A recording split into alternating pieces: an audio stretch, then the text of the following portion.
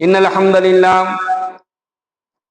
نحمده ونستعينه ونستغفره ونعوذ بالله من شرور أنفسنا ومن سيئات أعمالنا من يهده الله فلا مضل له ومن يضلله فلا هادي له ونشهد أن لا إله إلا الله وحده لا شريك له ونشهد أن محمدا عبده ورسوله أما بعد أعوذ بالله من الشيطان الرجيم بفضل بسم الله الرحمن الرحيم يا أيها الذين آمنوا اتقوا الله حق تقاته ولا تموتن إلا وأنتم مسلمون صدق الله العليم. கண்ணியத்திற்குரிய அல்லாஹுவின் நல்லடியார்களே, சகோதரர்களே, ஹஸ்ரத்னா உமர் ரலியல்லாஹு அவர்கள் இந்த ஹதீஸ் அறிவிக்கிறாங்க. நபிகள் நாயகம் ஸல்லல்லாஹு அலைஹி வஸல்லம் அவர்கள் கூறினார்கள், அல் மையித்து, இறந்து போன ஒரு மையத்திற்கு யுஅத்திபு, அதாபு செய்யப்படுகின்றது. எப்போது என்று சொன்னால், பிமா நீஹ அலைஹி, இறந்து போன ஒரு மையத்திற்காக வேண்டி உயிரோடு இருக்கக்கூடியவர்கள், இறந்தவருக்காக வேண்டி உயிரோடு இருக்கக்கூடியவர்கள் பிமா நீஹ அலைஹி, எப்பொழுது ஒப்பாரி வைக்கின்றார்களோ அப்போது இறந்து போனவருக்கு வேதனை செய்யப்படுகிறது என்பதாக நபிகள் நாயகம் ஸல்லல்லாஹு அலைஹி வஸல்லம் அவர்கள் கூறியதாக ஹஜ்ரத்னா உமர் ரலியல்லாஹு அவர்கள் அறிவிக்கின்றார்கள். புகாரில 1287வது ஹதீஸாக இது இடம்பெறும். அப்போ ஒருத்தர் மௌத்தாய் போய் இருக்கிறார், இறந்து போய் வீட்டுல இருக்கிறார்.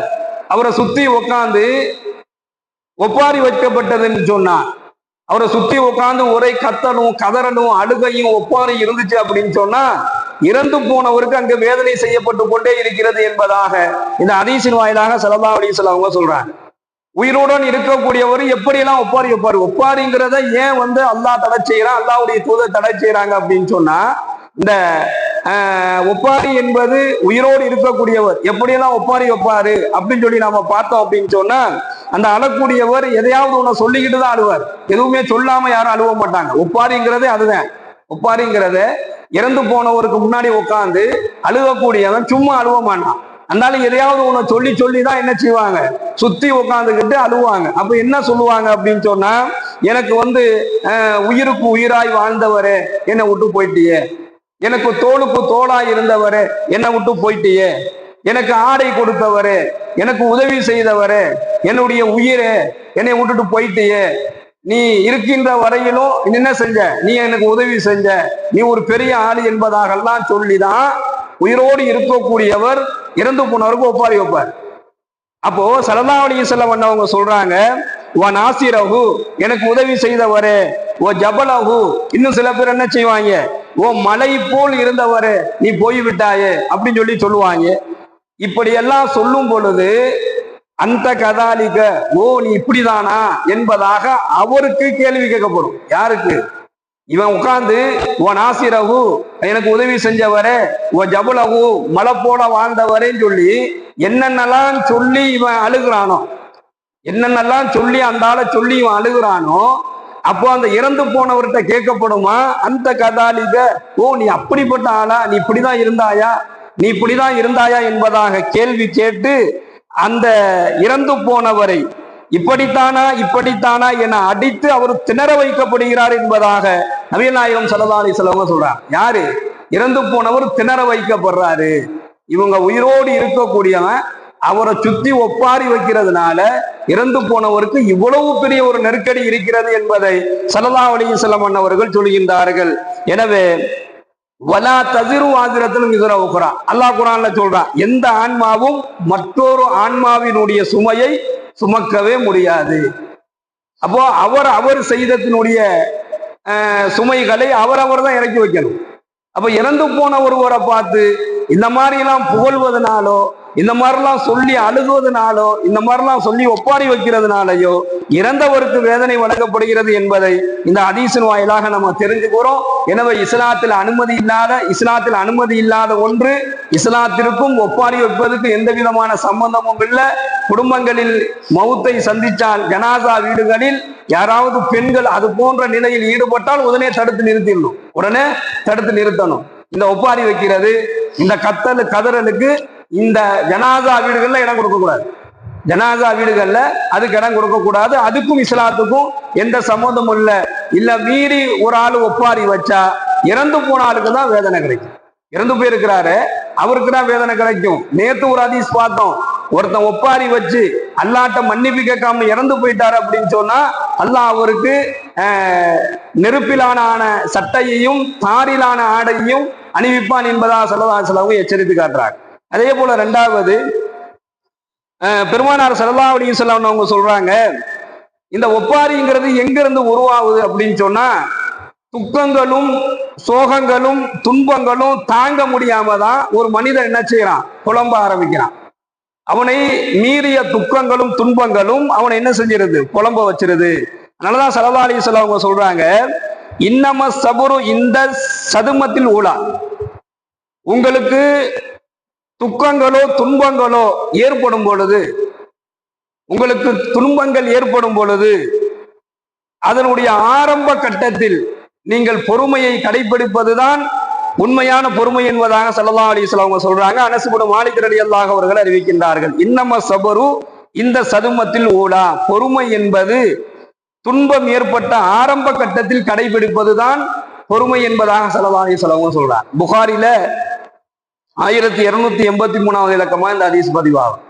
அப்போ ஒரு துன்பம் ஏற்படும் பொழுது, ஒரு நெருக்கடி ஏற்படும் பொழுது அதனுடைய ஆரம்ப கட்டத்தை தான் அல்லாஹ் பார்க்கிறான். இவன் என்ன செய்யறான்? ஸல்லல்லாஹு அலைஹி வஸல்லம் பேர குழந்தை இறந்து போன செய்தி அவங்களுக்கு கிடைச்ச உடனேயே இறந்து போயிடுங்கிறது அவங்களுக்கு தெரியுது.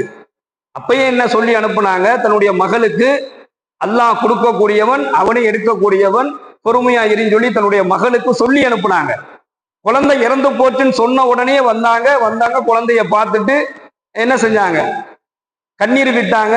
அந்த கண்ணீர் ஆதமனுடைய மகனுக்கு அல்லாஹ் கொடுத்திருக்கக்கூடிய இரக்கத்தினுடைய அடையாளம் என்பதா சொல்லிட்டு போயிட்டாங்க. அப்போ அந்த இடத்துல கத்தலை கதறலை புலம்பலை.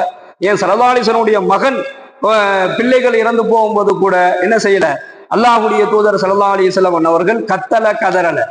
அந்த பெருமானார் ஸல்லல்லாஹு மகன் இப்ராஹிம் உடைய குழந்தை இறந்து போன அன்னைக்கு சூரிய கிரகணம் ஏற்பட்டுச்சு. அப்போ மக்கள்லாம் என்ன பேசுனாங்க அப்படின்னு சொன்னா, அல்லாஹ்வுடைய தூதனுடைய குழந்தை இறந்து போனனாலதான் இந்த கிரகணம் ஏற்பட்டுச்சுங்கும் பொழுது ஸல்லல்லாஹு அலைஹி வஸல்லம் சொன்னாங்க, இதுக்கு அதுக்கு சம்மந்தம் இல்லை, இது அல்லாஹ்வுடைய நாட்டம். என் பிள்ளை இறந்து போனது அல்லாஹ்வுடைய நாட்டம், என் பிள்ளை இறந்து போனனால தான் இது நடக்குதுங்கிறது. அது அந்த எண்ணத்தையே ஸல்லல்லாஹு அலைஹி வஸல்லம் அவர்கள் அந்த இடத்துல உடனடியாக கண்டிச்சாங்க. நீங்க அப்படி நினைக்காதீங்க, இதனால தான் இது நடந்துச்சுங்கிறது அல்ல, அதுவும் அல்லாஹ்வுடைய நாட்டம் இதுவும் அல்லாஹ்வுடைய நாட்டம் என்பதாக பெருமானார் ஸல்லல்லாஹு அலைஹி வஸல்லம் அவர்கள் சொல்றதை பார்க்கிறோம். அப்போ துன்பங்களும் துக்கங்களும் ஏற்படும் பொழுது அதனுடைய ஆரம்பத்துல பொறுமையை கடைபிடிக்கிறத அல்லாஹ் விரும்புறான்.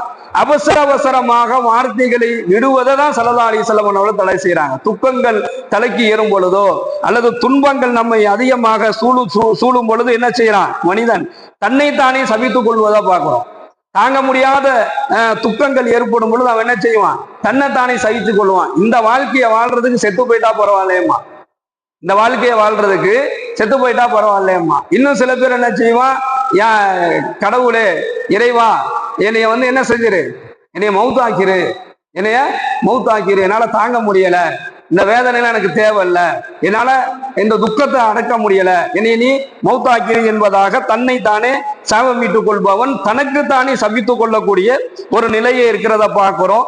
துக்கங்களும் துன்பங்களும் தாங்க முடியாம கதறுவதை பார்க்கிறோம். சில பேர் என்ன செய்வான், தலையில அடிச்சுக்கிறத பார்க்கிறோம், தலையில கைகளை கொண்டு தலையில் அடிப்பது. அதே போன்று இதெல்லாம் ஷைத்தானுடைய தூண்டுதல் என்பதாக ஸல்லல்லாஹு அலைஹி வஸல்லம் சொல்றாங்க. இதெல்லாம் ஷைத்தானுடைய தூண்டுதல், இதுக்கும் இஸ்லாத்துக்கும் சம்பந்தம் இல்லை.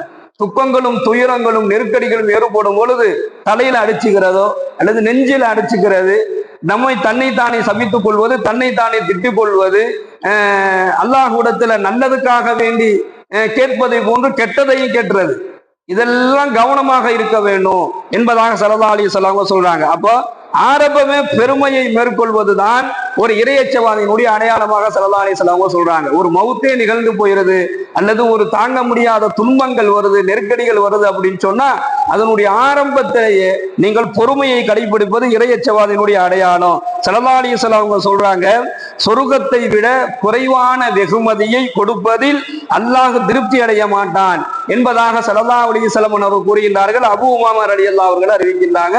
யாருக்கு அப்படின்னு சொன்னா, துன்பங்களும் துக்கங்களும் துயரங்களும் ஏற்படும் பொழுது அதனுடைய ஆரம்ப கட்டத்துல யார் பொறுமையா இருக்கிறாரோ அவருக்கு அல்லாஹ் சொர்க்கத்தை விட குறைவான வெகுமதியை கொடுப்பதில் அல்லாஹ் திருப்தி அடைய மாட்டான். அப்படின்னா என்ன அர்த்தம்?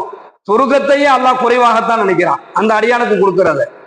துன்பம் ஏற்படும் பொழுது அதனுடைய ஆரம்பத்தில் பொறுமையை கடைபிடிப்பவருக்கு அல்லாஹ் கொடுக்கக்கூடிய வெகுமதி, அல்லாஹ் கொடுக்கக்கூடிய வெகுமதி என்பதாக ஸல்லல்லாஹு அலைஹி வஸல்லம் அவர்கள் கூறிய இந்த ஹதீஸ அபூ உமாமா ரலியல்லாஹு அவர்கள் அறிவிக்கின்றார்கள். திருமதியில இந்த ஹதீஸ் இடம்பெறும். சுப்ஹானல்லாஹி பிஹம்திஹி சுப்ஹானக அல்லாஹும்ம வ பிஹம்திக வ நஷ்ஹது அல்லா இலாஹா இல்லா அன்த வ நஸ்தக்ஃபிருக வ நதூபு இலைக். சுப்ஹான ரப்பிக ரப்பில் இஸ்ஸத்தி அம்மா யசிஃபூன் வ ஸலாமுன் அலல் முர்ஸலீன் வல்ஹம்துலில்லாஹி ரப்பில் ஆலமீன்.